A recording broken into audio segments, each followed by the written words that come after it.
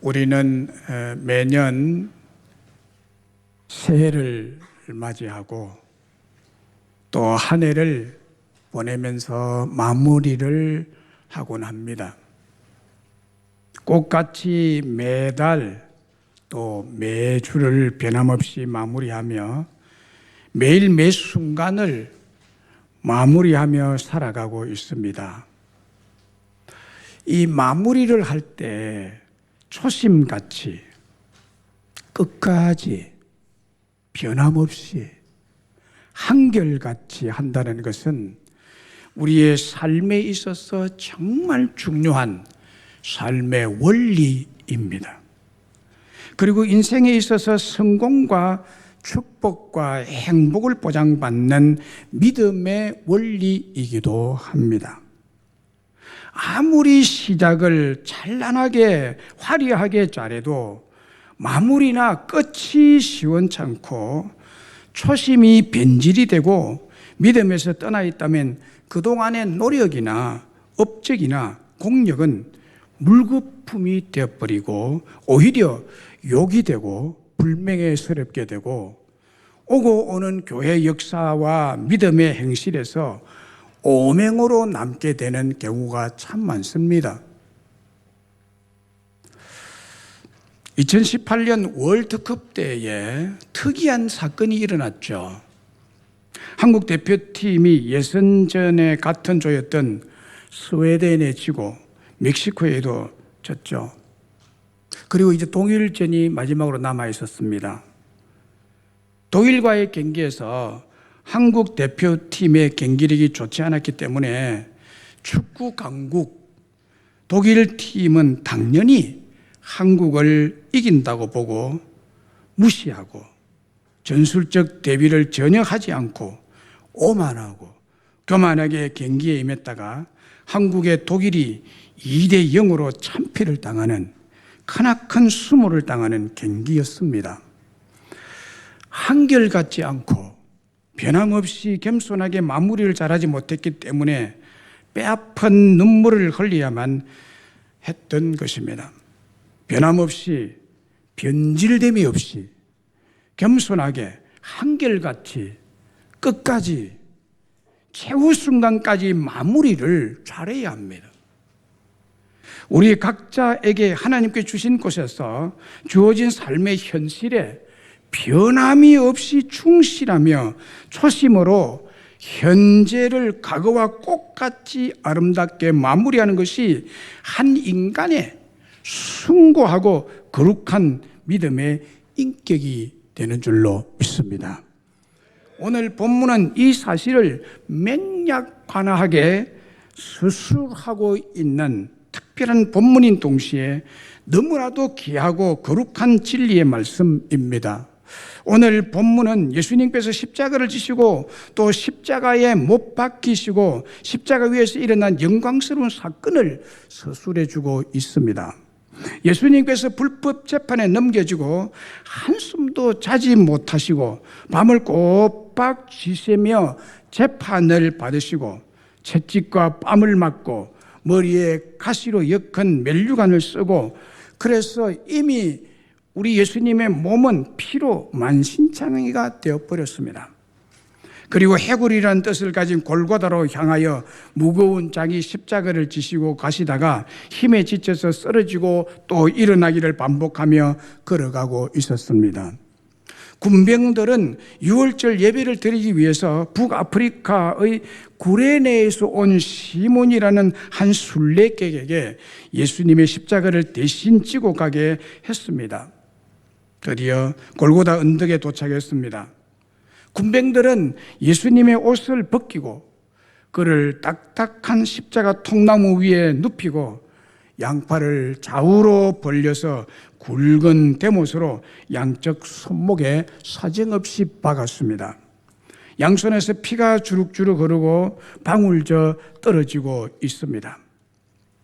그리고 십자가가 높이 세워졌습니다.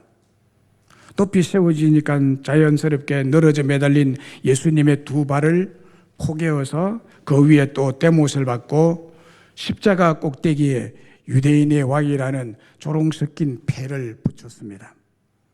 무섭고 포악한 유대인들과 종교에 미친 교권주의자들인 제사장들과 대제사장의 악랄한 만행이 최고조에 이르고 있었습니다. 배고픔과 피 흘림의 현기증, 극심한 아픔으로 몸을 부르르 떨고 계신 예수님의 좌우편에 두 명의 폭행자, 살인 강도가 십자가에 같이 못 박혀 매달려 있습니다. 예수님을 십자가에 매단 로마 군병들은 십자가 아래에서 웃고 떠들고 농담을 주고받고 있습니다. 예수님의 죽음과 자기와는 전혀 상관이 없다는 뜻이, 유대인들과 교권주의자들인 제사장들은 그동안에 적지 않게 신경 쓰였던 경쟁자를 죽였다는 승리와 속 시원하다는 뜻이 조롱하며 비웃고 서 있습니다. 다른 사람은 구원하고 자기는 왜 구원 못하느냐며 온갖 비웃음과 욕설을 퍼붓고 있습니다. 구경꾼들조차도 아무 말도 하지 못하고 힘없이 십자가에 매달린 모습을 보고 경멸하듯이 고개를 흔들며 앞다투어 예수님을 조롱하고 서 있습니다. 독설과 포악함, 조롱과 비웃음의 말들로 무섭고 공포스러운 십자가 밑은 너무나 시끄러웠습니다. 지금까지 들어보지 못한 독설과 포악함과 조롱과 비웃음의 말들 때문에 예수님은 육체적인 고통과 아울러 정신적인 고통은 더했을 것으로 봅니다.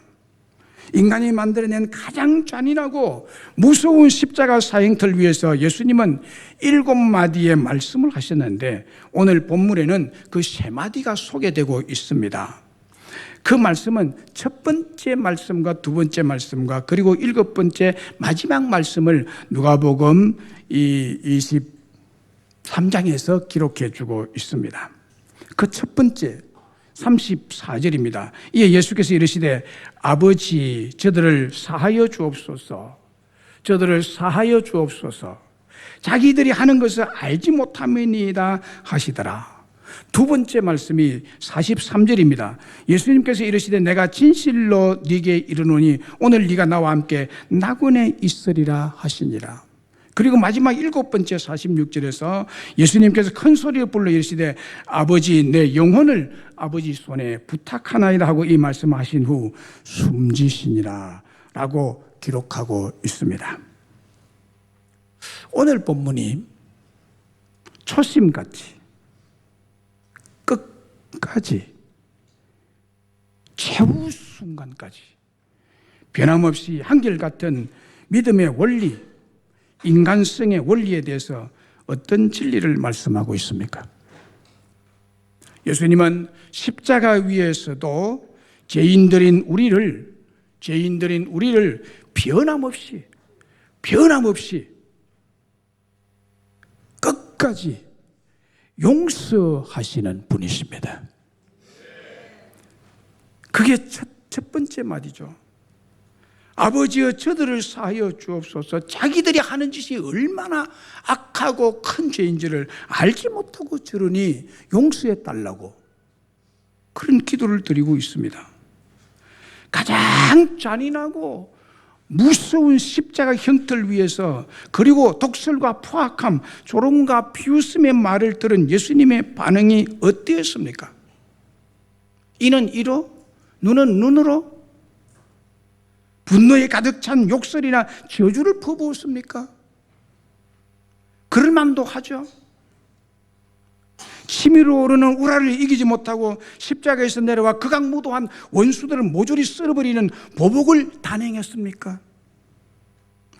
예수님은 얼마든지 그렇게 보복할 수 있는 전능자이십니다. 천사들을 동원해서 능력을 가지고 싹 쓸어버릴 수 있습니다. 한꺼번에 순식간에 그럴 수 있는 능력을 가지신 분이십니다. 그러나 십자가 위에 계신 예수님은 그 엄청난 극한 상황에서 육체적인 정신적 고통을 이겨내시면서 십자가 아래에서조차 천벌을 받아 마땅한 그 사람들을 위해 용서의 기도를 드리고 계신다는 사실입니다. 아버지 저들을 사하여 주시옵소서. 자기들이 하는 것을 알지 못함이니이다. 이 용서가, 이 죄사함의 용서가 십자가에 달리신 예수님의 마음에서 나온 첫 번째 말씀입니다. 용서가 첫 번째 예수님의 마음이에요. 그렇습니다. 우리 주 예수님은 자기 목숨까지 죽이는 원수들에게 분노나 정오심이나 미움으로 보복하거나 원수를 갈부시거나 분노의 폭력을 나타내지 않으시고 죄와 죄인을 용서하시는 사죄의 기도를 드리는 주님이십니다. 이게 우리가 믿는 예수님이세요. 믿습니까? 그런데 그럴 수 있을까요? 십자가상에서 사죄의 기도와 용서의 기도를 하신 우리 주 예수님의 용서하심이야말로 끝까지 변함없이 초심으로 최후 순간까지 죄인인 우리까지 용서로 사랑하시는 분이십니다. 예수님의 용서를 받은 사람들이 지금 어떤 일을 하고 있으며 어떤 사람들입니까? 예수님 우편에 있던 흉악한 강도와 십자가 밑에서 예수님이 자기를 향한 온갖 씻을 수 없는 죄를 짓고 있는 격건에 매몰된 대제사장과 제사장들, 유대 군중들 아닙니까? 무섭고 포악한 유대인들과 종교에 미친 격건주의자들인 제사장들과 대제사장의 악랄한 만행을 갈지 않고 갈봐도 시원찮은 이들의 행위와 그 독설에 주님은 용서를 선포하고 계십니다. 백성들, 관리들, 군인들 모두가 큰 죄를 짓고 있는데 그들을 향해서 용서해달라는 기도는 우리들에게도, 저와 여러분들에게도 변함없이 용서하신다는 말씀입니다. 주 예수님의 변함없으신 사죄와 용서하심은 우리를 포함한 모든 인간에게 희망과 용기를 주는 영원한 진리의 말씀, 생명의 말씀인 줄로 믿습니다. 이 기도의 응답으로 우리도 죄 용서함을 받은 자리에 함께 동참하게 된 줄로 믿습니다. 우리들도 십자가 아래에서 예수님을 향해 독설과 포악함, 조롱과 비웃음의 말을 한 사람들과 같이 예수님을 핍박한 핍박자들 아니에요? 죄인들 아닙니까? 예수님의 원수들이지 않습니까? 우리들은 선을 악으로, 악을 악으로 대갚아주는 살기등등한 교만한 자들이었습니다. 그런데 여기 십자가 위에서 예수님의 사죄의 기도, 용서의 기도가 바로 우리에게 응답이 되어서 우리가 그 용서를 받았다는 사실입니다. 베드로전서 2장 22절 24절에 그는 죄를 범하지 아니하시고 그 입에 거짓도 없으시며 욕을 당하시되 맞대어 욕하지 아니하시고 고난을 당하시되 위협하지 아니하시고 오직 공의로 심판하시는 이에게 부탁하시며 친히 나무에 달려 그 몸으로 우리 죄를 담당하셨으니 이는 우리로 죄에 대하여 죽고 의에 대하여 살게 하려 하심이라. 그가 채찍에 맞음으로 너희가 나음을 얻었나니. 예수님 때문에 살았다는 거야, 한마디로. 욕을 먹고 같이 대항해서 보복하는 욕을 하지 아니하시고 고난을 당하시되 위협하지 아니하시고 그 몸으로 십자가의 형을 당함으로 우리 죄를 담당하셔서 용서해 주셨습니다. 왜 그랬습니까? 우리들로 하여금 죄에 대하여 죽고 의에 대하여 살게 하려 하심이라고 했습니다. 뿐만 아니라 그가 채찍에 맞음으로 우리가 나음을 얻게 되기 때문에 그렇게 하셨다고 합니다. 초심같이 변함없으신 주 예수님의 용서이십니다. 그 용서 때문에 오늘 우리가 있는 거예요. 플러 신학대학 교수인 루이스 스미저는 용서하지 않고 용서할 줄 모르는 사람에 대해서 이렇게 말했습니다. 근데 여기 여러분들 중에도 용서할 줄 모르고 용서가 잘 안 되는 분들이 있죠. 왜 그러느냐는 이유를 여기서 말합니다. 왜 그러느냐? 용서할 줄 모르는 사람, 그 사람은 과거의 상처라는 감옥에 갇힌 죄수이기 때문이라고 말합니다. 과거의 상처라는 감옥에 갇힌 죄수이기 때문에 용서를 못하는 거예요. 용서하지 않는 거예요. 예수 믿는 여러분들 앞에서 예수님 용서를 보셨죠? 용서할 줄 알아야 됩니다. 근데 왜 용서할 줄 모르느냐? 교회를 다녀도, 평생을 교회를 다녀도 용서 못하고 가는 사람이 있어요. 자, 바로 이런 뜻입니다. 과거의 상처라는 감옥에 갇힌 죄수라는 말은 바로 이런 뜻입니다. 어릴 적에 혹은 청소년 때 혹은 청년 때 남자에 대한 상처를 가진 여자는 남자에 대하여 용서가 되지 않고 모든 남자를 도둑놈이라고 딱 못에 박혀버립니다. 그리고 남자들을 짐승처럼 보며 남자라면 무조건 믿지 않는 의심의 죄를 계속 범하며 살아가는 사람이, 이 사람은 과거의 상처라는 감옥에 갇힌 죄수입니다. 계속 죄를 범합니다. 그리고 반대로 여자에 대한 상처를 가진 남자는 여자에 대해서 복수심을 불태우면서 일생을 살아가는 사람도 있습니다. 그 여자를 따라다니면서 괴롭히는 그 뭐라 그러죠? 스토커. 이게 과거의 상처라는 감옥에 갇힌 남자가 그렇게 합니다. 스토커들이죠. 여러분, 이 상처는 종류를 달리하면서 꼭 같이 인간에게 적용이 됩니다.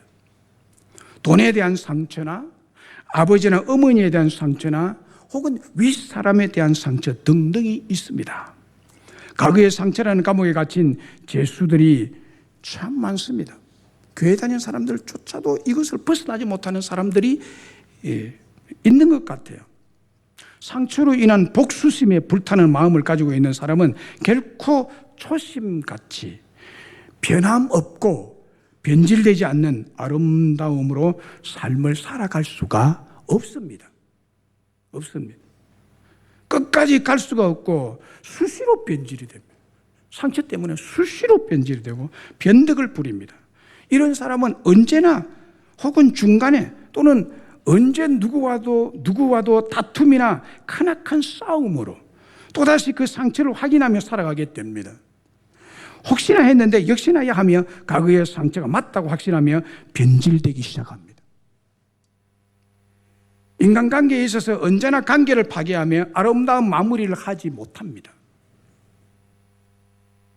끝까지 가지 못하죠. 시종여일하지 못합니다. 언제나 용두삼입니다.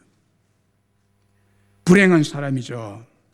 용서를 거부하고 상처받은 일만 부각시켜서 여전히 분노와 원한과 복수심으로 이를 갈면서 살아간다면 어떻게 하루인들 초심으로 살겠으며 변질되지 않고 하루를 마무리할 수 있겠습니까?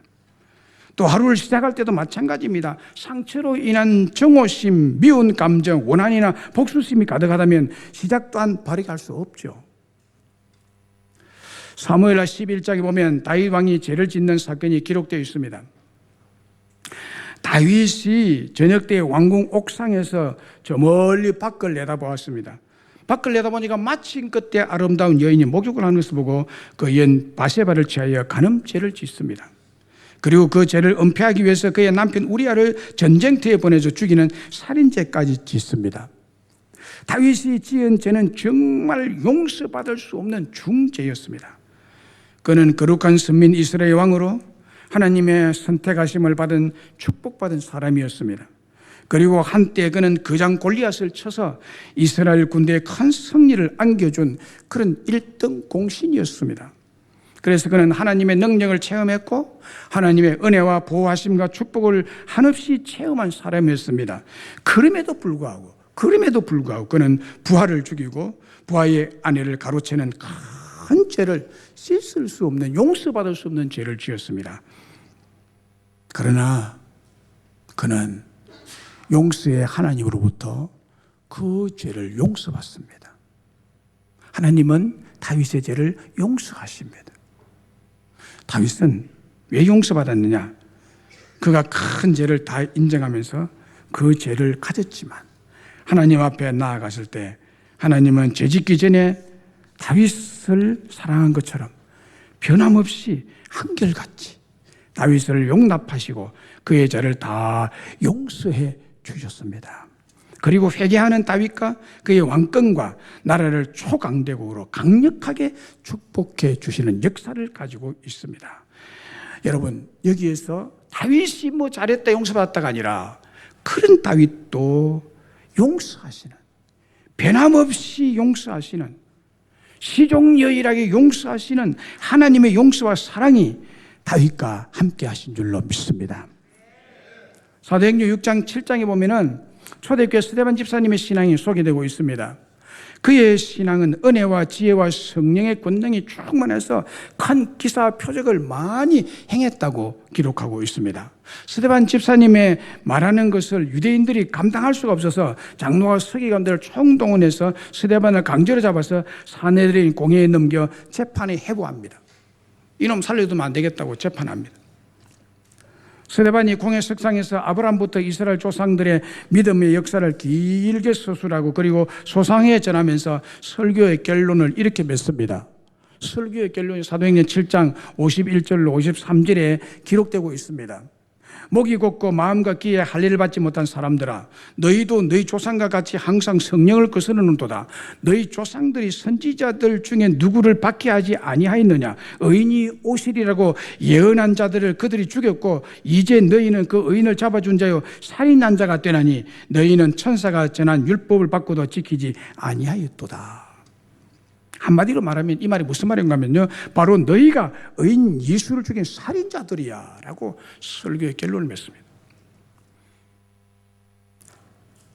여러분, 이 말을 들은 그 사내들인 공회원들과 제사장들이 마음에 찔려서 그를 향해서 어떻게 했습니까? 회개했습니까? 분노가 치밀어 올랐습니다. 그래서 이를 갈았다고 했습니다. 이때 스데반이 성령이 충만해서 하늘을 우러러 주목하여 보니까 하나님의 영광과 예수님께서 하나님 보좌 우편에 서신 것을 보았다고 말합니다. 그러니까 더 미치는 거예요. 그래서 사도행전 7장 56절에 이렇게 말합니다. 보라, 하늘이 열리고 인자가 하나님 우편에 서신 것을 보노라. 그러니 반대자들이, 스데반을 죽이려 하는 반대자들이 더 마음에 충동심을 느끼고 분노를 느끼고 미워서 견딜 수가 없어서 스데반을 성 밖으로 내쳐서 팍 던지고 돌로 스데반을 쳐 죽입니다. 스데반이 돌창에 맞아 피를 낭자히 흘리며 죽어가면서 이렇게 부르짖어 기도했죠. 사도행전 7장 59절 60절에 주 예수여 내 영혼을 받으시옵소서 하고 무릎을 꿇고 크게 불러 이르되 주여 이 죄를 그들에게 돌리지 마옵소서. 이 죄를 그들에게 돌리지 마옵소서. 자기를 죽이는 사람들을 향해서 쓰러지면서 니 죽고 내 죽자 하고 돌을 들어서 자기들이 던진 돌에 맞은 그 떨어진 돌을 주어서 돌을 같이 던지지 않고 이 죄를 그들에게 돌리지 마옵소서. 이런 기도를 합니다. 여기 스데반 집사님은요, 예수님과 똑같이 자기를 죽이는 원수들을 향해서 엄청난 고통 가운데 돌에 맞아 죽어가면서 용서를 구하고 있습니다. 여러분들이 장난치다가 애들이 돌을 던져가지고 머리 안 맞아보세요. 아, 잘했다. 네 잘못 없어. 괜찮아. 그럴 사람 있나요? 그래야 되겠죠. 그럼 그럴 사람이 100명에 1명이 있을까요? 왜 쳐? 이런 당장 반응이 딱 대들 자세죠.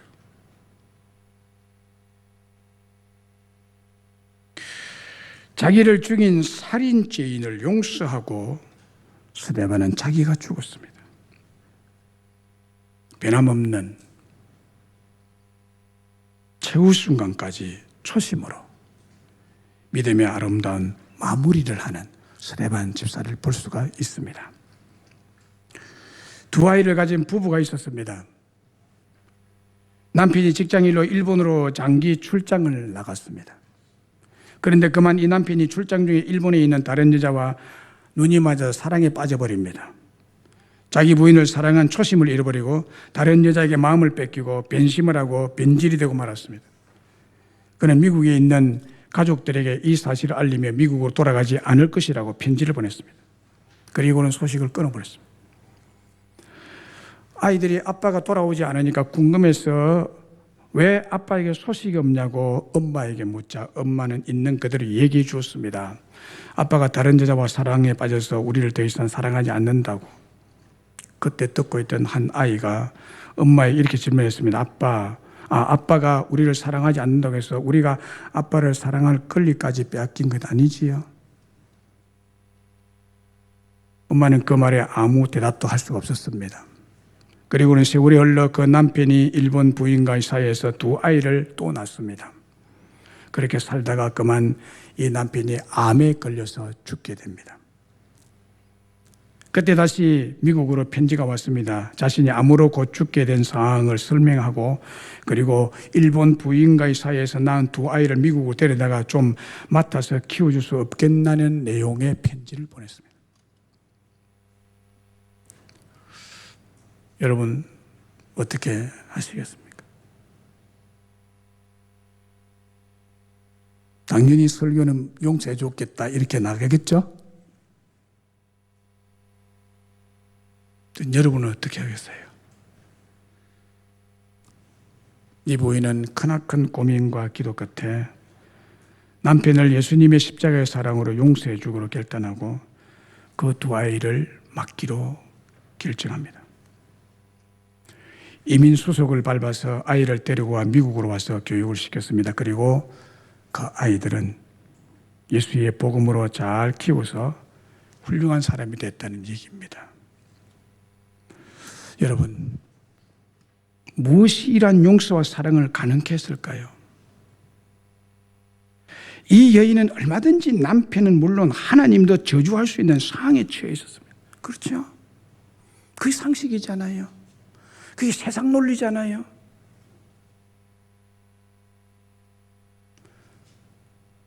일본 여자와 함께 낳은 아이를 자기가 데려다 다시 키운다고요? 말도 안 되는 얘기죠.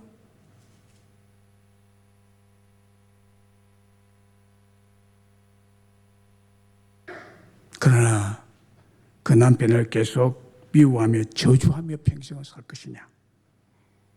아니면 그 어둠 속에 오히려 빛을 던지는 용서의 삶을 선택할 것이냐?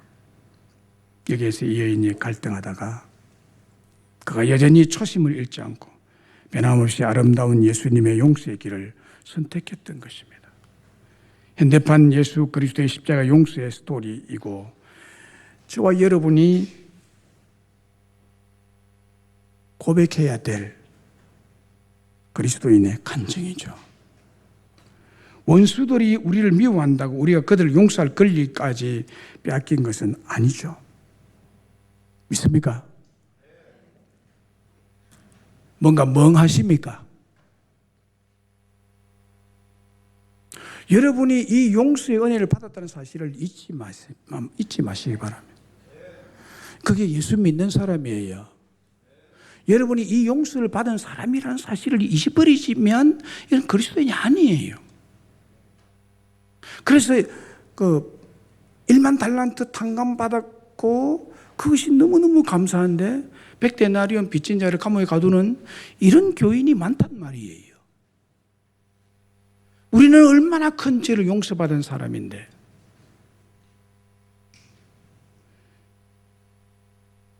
우리도 용서하면 살아야 됩니다. 사소한 것. 여러분 주변에 여러분을 생명을 죽이는 사람이 없죠. 또 있어서는 안 되죠. 없잖아요. 그렇다면 사소한 여러분들에게 어떤 물질의 손해를 수백억이나 이렇게 몇천만 원이나 물질의 손해를 입히고 사기를 친 사람이 있어요? 그거 없잖아요. 왜 그렇게 원한에 쌓인 사람처럼 그렇게 교회를 다니고 삶을 사셔요? 예수님이 안 계시나요? 보통 심각한 문제가 아닙니다. 이것이 예수님 십자가에서 저들을 용서한 이 용서는 그리스도인들에게 있어서 정말 중대한 문제입니다. 자, 그 다음에 두 번째 말씀 43절을 주목하셔야 됩니다. 예수께서 이르시되 진실로 네게 이르노니 오늘 네가 나와 함께 낙원에 있으리라. 이 말씀은 우리에게 주는 교훈이 뭡니까? 이 말씀은 예수님처럼 변함없이 삶의 마지막 순간까지, 최후 순간까지 사명을 다해야 된다는 말씀이에요. 사명을 다해야 된다는 말씀. 한편 강도가 마지막 십자가에서 죽어가면서 예수님을 믿고 간절한 목소리로 예수님을 부르면서 예수여 당신의 나라에 임할 때 나를 기억하소서라고 간청을 하는 것입니다. 이 강도가 간청한 내용을 보면 예수의 당신의 나라에 임할 때라고 한 것을 보면 예수님이 왕이시고 그분의 나라가 있음을 인정하고 믿고 간청했다는 거예요. 이제 남은 자신의 운명은 예수님에게 맡기기로 결단한 강도입니다. 그리고 예수님의 무력하고 힘없는 자라는 사실이 백일하에 드러나고 가장 돋보이는 그 십자가 위에서 예수님이 가장 약하고 그야말로 유대인들이 말하는 저게 지가 메시아라고 하면 지가 죽고 가면서 무슨 지가 메시아냐라고 입증이 되는 그런 가장 나약한 시간에 이런 믿음을 가진 것은 하나님의 무한하신 긍휼과 용서하심이 이 강도에게 마지막으로 임했다는 것을 입증하고 있습니다. 사실 이 강도의 요청은 뻔뻔하게 짝이 없는 소리이고 그렇게 말할 수 없는 사람이죠. 극악무도한 흉악 범죄를 저지르고 많은 사람들을 죽인 살인범으로서 십자가라는 극형을 받고 죽는 입장에서 자신을 천국에 입장하게 해달라고? 너무나 뻔뻔한 사람 아니에요? 이게 잡혀가지고 십자가의 사형언도를 받기 전에는 지 마음대로 나쁜 짓하고 돌아다니면서 사람을 해치고 죽이고 사기치다가 십자가에서 마지막 순간에 천국행 기차에 올라타려고 태고 달라고 애원하고 있는 사람이죠. 사람을 죽여서 구워 먹었던 지존파 두목이 이런 식으로 천국에 가고 싶다고 한다면 여러분은 뭐라고 반응하시겠습니까? 이 강도는 예수님 앞에서 사죄의 회개도 한 번도 한 적이 없습니다. 교회를 위해서 예수님을 위해서 한 것은 전무한 상태입니다. 오히려 예수님을 대적하고 말씀에 불순종하는 삶을 살았던 제멋대로 인생 아니었습니까? 그래서 예수님은 강도의 이 요청에 반응할 필요조차도 없었습니다.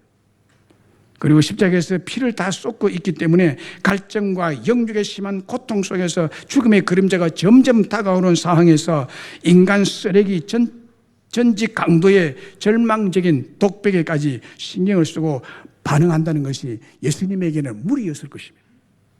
그러나 예수님은 그 강도의 간청을 들어주기로 결정하셨습니다.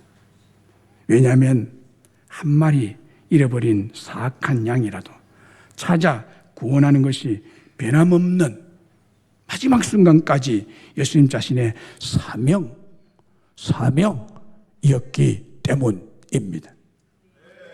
받을 자격이 전혀 없는 죄인에게 원수에게 무조건적인 아가페의 용서와 호의, 긍휼과 사랑을 베풀어서 하나님 나라의 자녀가 되게 하는 것이 이 땅에 오신 그분의 초심이었고 마지막 순간까지 변함없는 그분의 사명이었습니다. 말로 표현할 수 없는 죽음의 진통과 통증이 예수님의 온 신경세포를 타고 찌르고 있는 한마디 말할 기력조차도 없는 최후의 순간이지만 그 마지막 힘을 다하여 변함없이 사명을 다하고 계십니다. 예수께서 이르시되 내가 진실로 네게 이르노니 오늘 네가 나와 함께 낙원에 있으리라. 낙원에 있으리라. 참 낙원에 갈 자격 없는 자죠. 따지고 보면 우리가 다 천국에 갈 자격이 전혀 없는 자들입니다. 그런데 주님이 네가 나와 함께 낙원에 있으리라. 우리는 이 약속을 받은 자들입니다. 이 나군은 하나님의 나라를 말하고요. 기쁨과 안식과 생명과 행복이 가득한 천국과 영생을 말합니다. 그곳을 이 강도가 허락받았다는 거예요. 십자가 위에서 마지막 죽어가시면서도 최후의 순간까지 그 극한 아픔의 상황에서도 잃어버린 한 영혼을 구원하시는 주님의 초심, 변함없으시고 한결같아진 사명에 충실하신 예수님의 사랑을 우리는 볼 수 있습니다. 그렇습니다. 예수님처럼 우리도 변함없이 삶의 마지막 순간까지 하나님에게 주신 은혜로 주신 그 가슴 뜨거운 사명을 감당하여야 될 줄로 믿습니다. 여러분 어떻습니까? 초심이 살아있습니까? 아니면 변질이 돼서 다른 길을 가고 있습니까? 복음을 전하고 하나님의 사랑을 나누고 이 예수님의 용서의 사랑을 예수님의 나라 확장을 위한 사명에 헌신하고 변함없이 처음 사랑을 가지고 사명에 헌신하고 있습니까? 매일 매 순간 달이 가고 해가 바뀌더라도 세월이 어떻게 변하더라도 언제나 변함없이 한결같이 초심과 처음 열심, 처음 사랑으로 사명에 충성을 다하고 계십니까? 사도 바울의 결단의 고백대로 최후 순간까지 초심을 잃지 않고 변함없이 선한 싸움을 다 싸우고 달려갈 길을 다 달리고 계십니까? 사무엘상 9장 21절에 이런 말씀이 있습니다. 사울이 대답하여 이르되 나는 이스라엘 지파의 가장 작은 지파 베냐민 사람이 아니니까 또 나의 가족은 베냐민 지파 모든 가족 중에 가장 미약하지 아니하니까 당신이 어찌하여 내게 이같이 말씀하시나이까. 이 말은 무슨 말인가 하면요, 이스라엘 백성들이 왕을 원함으로써 사무엘 선지자가 하나님이 택하신 지시대로 사울을 왕으로 삼기 위해서 처음 만났을 때 하나님께서 사울 당신을 이스라엘 왕으로 삼기를 원합니다 라고 했을 때 한 말이에요. 그 말이 참 겸손하죠. 가장 작은 지파인데요, 우리 가족은 베냐민 지파 중에 가장 미약한 집안인데 어찌 나를 택해서 이스라엘 나라의 왕으로 삼으시려 하십니까? 이 말이에요. 참 겸손하죠. 그리고 정직한 대답이죠. 그래서 사무엘이 이날에 사울을 왕으로 삼는 기름을 부어서 왕으로 세웁니다. 그런데요, 9장에서 이 일이 있었는데 10장, 11, 12, 13, 15장에 가면요, 하나님 말씀 받은 사무엘이 사울 왕에게 아말렉과 싸우라고 합니다. 왕이여, 당신이 진두지휘에서 아말렉과 싸우세요. 왜냐하면 하나님이 나에게 말씀하시기를 광야에서 나올 때, 애굽에서 광야에 나올 때 광야에서 길을 좀 비켜달랬는데 아말렉이 길을 비켜주지 않고 그때 여호수아 장군과 싸우고 막 피를 흘리고 많은 군인들이 죽고 했는데 이 사람, 이 아말렉의 일을 가지고 하나님이 벌하시기를 원합니다.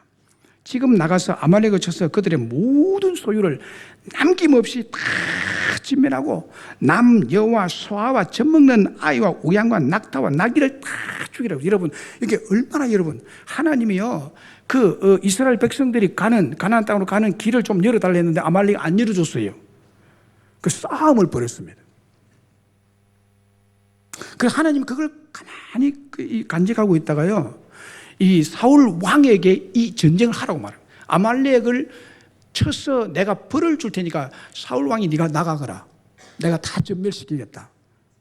근데 여기 하나님이요, 얼마나 심하게 원수를 다 제거하려고 하는지요, 소아와 젖먹는 아이까지 다 죽이라고 합니다.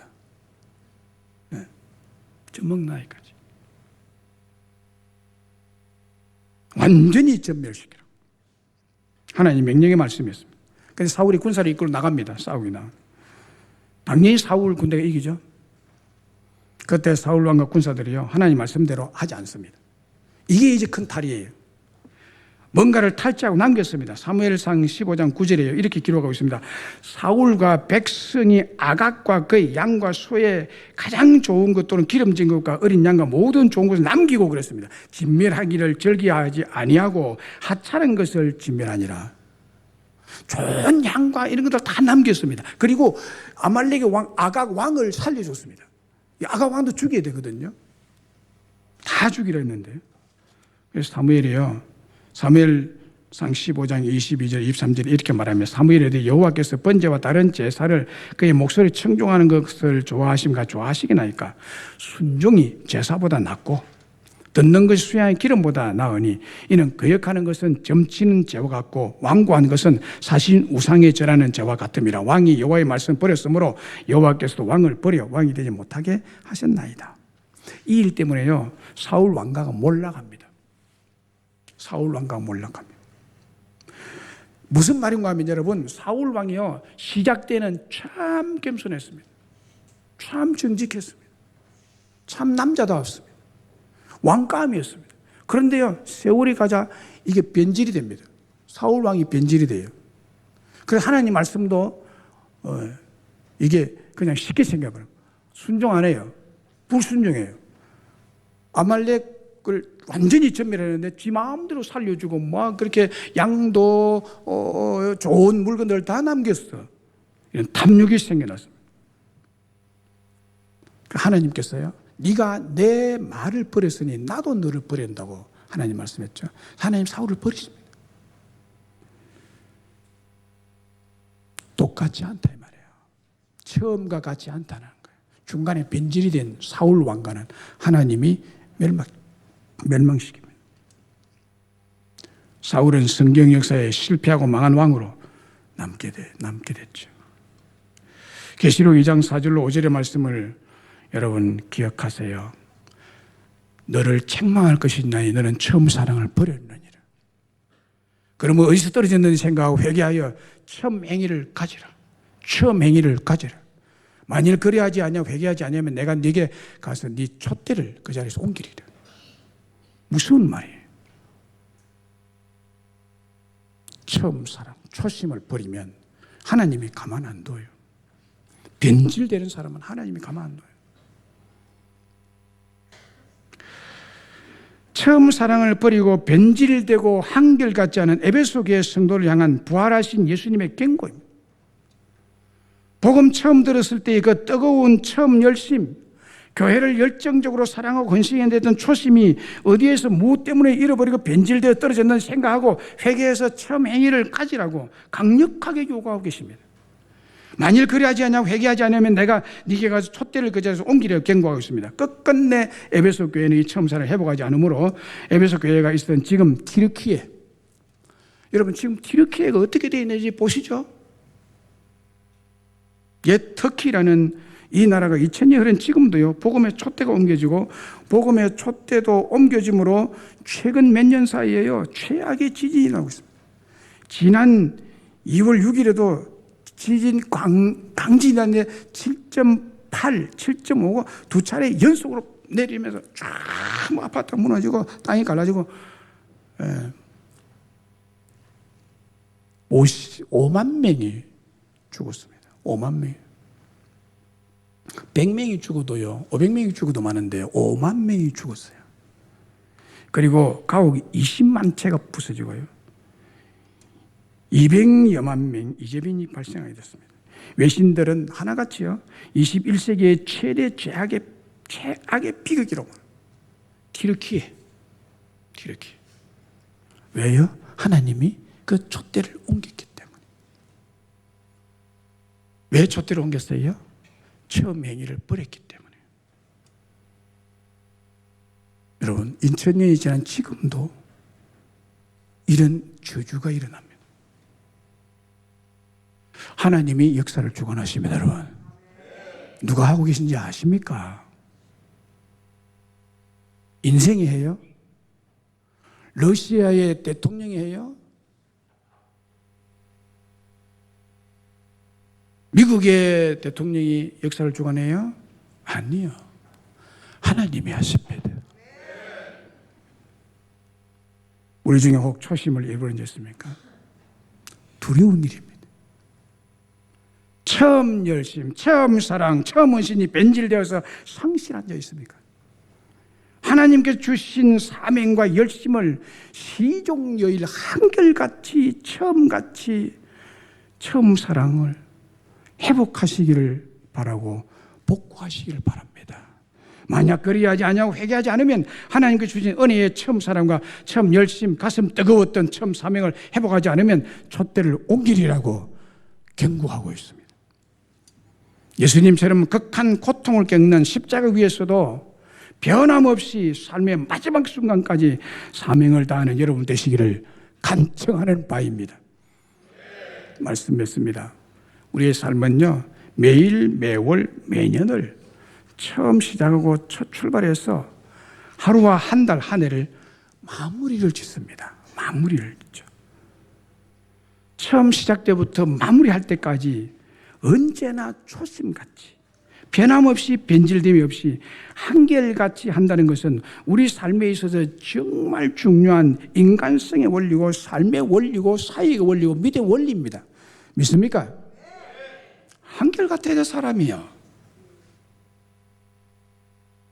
그러나 아무리 시작을 찬란하게 하고 멋지게 해도 마무리 끝이 시원찮고 초심이 변질이 되고 믿음에 떠나 있다면 그동안 노력이나 업적이나 공격은 물거품이에요. 욕이 되고 불명예스럽게 역사에 남을 것입니다. 오늘 우리는 사순절 중에도 고난주간 시작되는 오늘 주일에 예수님께서 골고다 언덕에 십자가에 못 박히시고 십자가 위에서 마지막 죽어가면서도 그 극한의 고통과 아픔과 통증 중에도 잃어버린 한 영혼을 찾으시는 주님이십니다. 그를 용서하시는 그 중에 우리도 있습니다. 여러분은 주님의 끝까지 변함없으신 마지막까지 우리를 사랑해서 용서하신 그 용서에 우리가 들어있다는 사실을 믿으시기를 바랍니다. 이 얼마나 큰 은혜인지 몰라요. 얼마나 큰 은혜. 오늘 네가 나와 함께 낙원에 있으리라. 할렐루야.